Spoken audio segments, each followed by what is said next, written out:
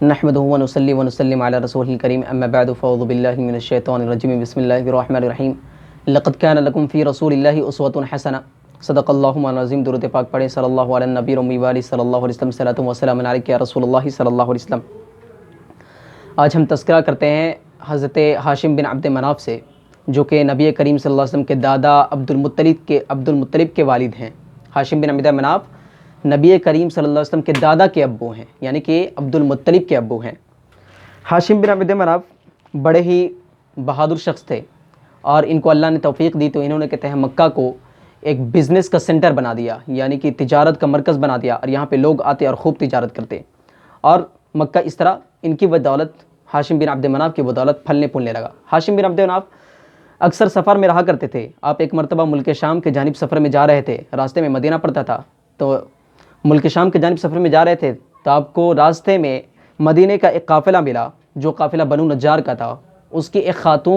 قافلے میں ایک خاتون آپ کو پسند آ گئی، اور آپ نے کہتے ہیں ان سے شادی کا فیصلہ کیا۔ چنانچہ کہتے ہیں قافلے والے بھی راضی ہو گئے اور آپ بھی راضی ہوئے، چنانچہ آپ نے سلمہ بنت عمرو سے شادی کر لی، اور آپ کچھ دن پر وہاں پر مقیم ہوئے، ٹھہرے، اور اس کے بعد پھر آپ شام کے جانب روانہ ہو گئے، اس ارادے کے ساتھ کہ واپس ادھر سے جب شام سے لوٹیں گے تو ان کو واپس لوٹتے وقت مکہ لیتے جائیں گے۔ لیکن اللہ کا یہ چاہنا نہ تھا۔ آپ شام کے جانب سفر میں تھے کہ فلسطین آپ پہنچتے ہیں، اور فلسطین میں آپ کا انتقال ہو جاتا ہے، اور آپ کو قافلے والی وہیں دفن کر دیتے ہیں۔ مکہ میں خبر ہو جاتی ہے کہ ہاشم بن عبد مناف کا انتقال ہو گیا ہے، لیکن انہیں یہ معلوم نہیں تھا کہ ہاشم بن عبد مناف نے قطع شادی بھی کی ہے۔ کچھ عرصے بعد حضرت ہاشم کے ازدواجی تعلقات کی وجہ سے، جو حضرت ہاشم کی بیوی سلمہ بنت عمرو کے پیٹ میں حضرت عبد المطلب پروان چڑھ رہے تھے، کچھ عرصے بعد آپ کی پیدائش ہوتی ہے حضرت عبد المطلب کی۔ جب پیدائش ہوتی ہے تو حضرت عبد المطلب کے سامنے بال سفید تھے، اسی وجہ سے آپ کا نام آپ کی ماں نے کہتے ہیں شیبہ رکھا تھا۔ شیبہ کا معنی ہوتا ہے سر کی سفید بال، تو آپ کے چونکہ پیشانی کے قریب جو سر کے بال ہیں وہ سفید تھے، اس لیے آپ کا نام شیبہ رکھا گیا تھا۔ بہرحال کچھ عرصے بعد، کچھ سال بعد مکہ والوں کو معلوم ہوتا ہے کہ حضرت ہاشم کے بھائی مطلب کو معلوم ہوتا ہے کہ ان کے بھائی ہاشم کا ایک بیٹا بھی ہے مدینہ میں، انہوں نے جس خاتون سے شادی کی تھی ان سے ایک بیٹا ہے۔ چنانچہ حضرت ہاشم کے بھائی مطلب مدینہ تشریف لاتے ہیں، اور ان کی ماں سے گزارش کرتے ہیں کہ حضرت شیبہ کو، یعنی کہ نبی کریم صلی اللہ علیہ وسلم کے دادا کو، ان کے ساتھ جانے دیں۔ وہ کہتی ہیں کہ ہم انہیں ساتھ نہیں جانے دے سکتے۔ حضرت مطلب اصرار کرتے ہیں، کیونکہ وہ اصرار کرتے ہیں اور کہتے ہیں کہ آپ انہیں ہمیں ساتھ جانے دیں، میں اپنے بعد مکہ کی سرداری اور حج وغیرہ کی ذمہ داری، تمام تر کے سرداریاں میں ان کو سونپ دوں گا۔ چنانچہ حضرت شیبہ کی امی، یعنی کہ حضرت نبی کریم صلی اللہ علیہ وسلم کے دادا کی امی راضی ہو جاتی ہیں اس بات پر، اور انہیں کہتے ہیں ان کے چچا مطلب کے ساتھ مکہ روانہ کر دیتی ہیں۔ جب مکہ حضرت مطلب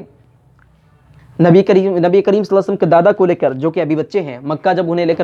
جب انہیں مکہ لے کر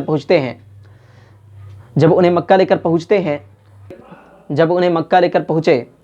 تو لوگوں نے سمجھا کہ حضرت مطلب نے ایک غلام خرید لے آیا ہے، اس لیے لوگوں میں یہ افواہ اڑ گئی کہ یہ عبد المطلب ہیں، یعنی کہ مطلب کے غلام ہیں۔ حالانکہ حضرت مطلب کہتے رہے کہ یہ میرا غلام نہیں، بلکہ یہ میرا چچا، میرے بھائی کا بیٹا ہے، یہ میرا بھتیجا ہے، وہ کہتے رہے، لیکن لوگوں میں ایک بار کہتے جو افواہ اڑ گئی تو وہ اڑ گئی، تو لہٰذا کہتے ہیں لوگ کہتے رہے کہ یہ مطلب کے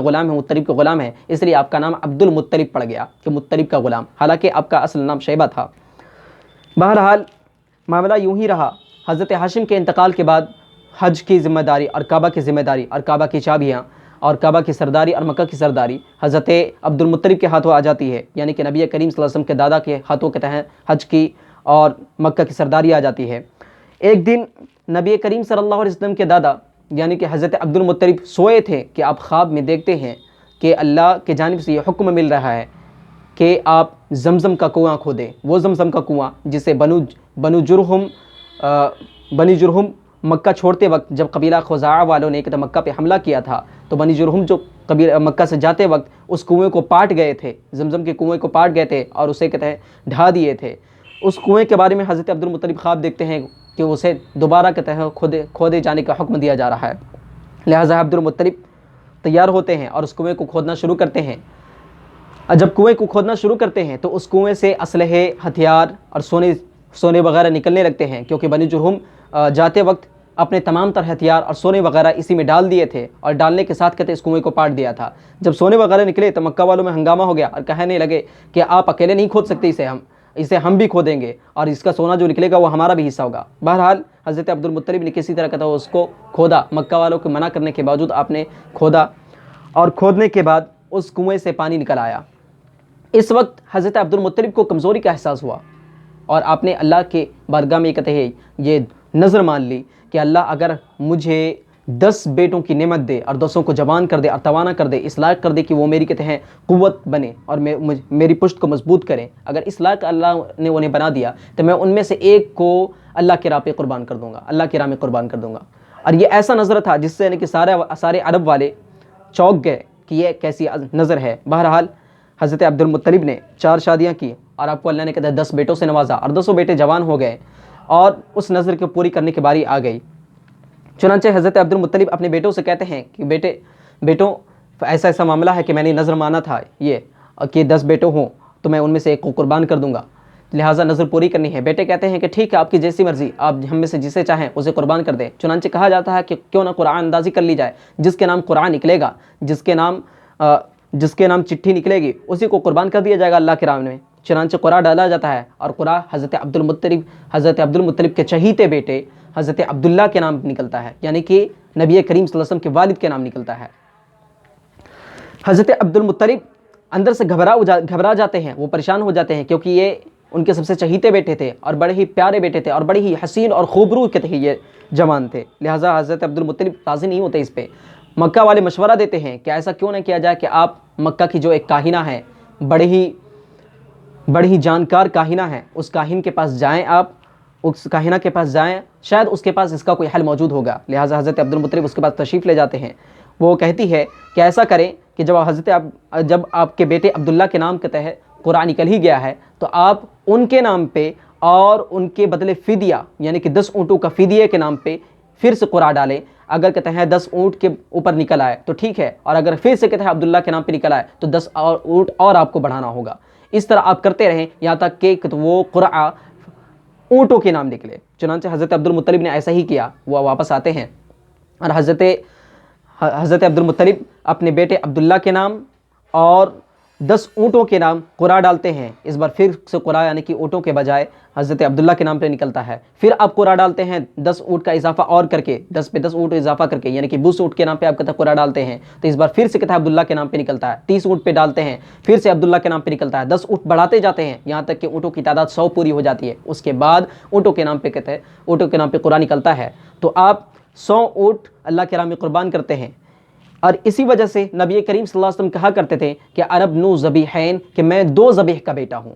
یعنی کہ میں ایسے 2 شخص کا بیٹا ہوں جن 2 شخص کو اللہ کے راہ میں لہٰذا نبی کریم صلی اللہ علیہ وسلم کہا کرتے تھے کہ انا ابن ذبیحین، کہ میں 2 ذبیح کا بیٹا ہوں، یعنی کہ میں ایسے 2 شخصوں کا بیٹا ہوں جن کو اللہ کے راہ میں قربان کیا گیا۔ آپ کی مراد اس سے حضرت اسماعیل علیہ السلام اور آپ کے والد حضرت عبداللہ تھے۔ بہرحال انشاءاللہ گفتگو ہے کہ یہ سلسلہ آگے جاری رکھا جائے گا انشاءاللہ۔ پھر ملتے ہیں اگلے ویڈیو میں انشاءاللہ۔ آپ سب اللہ کے نبی کی سیرت کو جانیں، کیونکہ یہ وہ سیرت ہے جو ہمارے لیے کہتے ہیں ہمارے دل سے تعلق رکھتا ہے، تو ہم اسے خود بھی سنیں اور دوسروں تک بھی پہنچائیں، تاکہ ہم خود بھی اس نبی کی سیرت سے آگاہ ہوں اور دوسرے لوگ بھی، ہمارے دوسرے بھائی، مومن بھائی، مسلم بھائی بھی اس سے آگاہ ہوں۔ وما علینا البلاغ، استغفر اللہ لی ولکم ولسائر المؤمنات، وما علینا البلاغ۔ السلام علیکم۔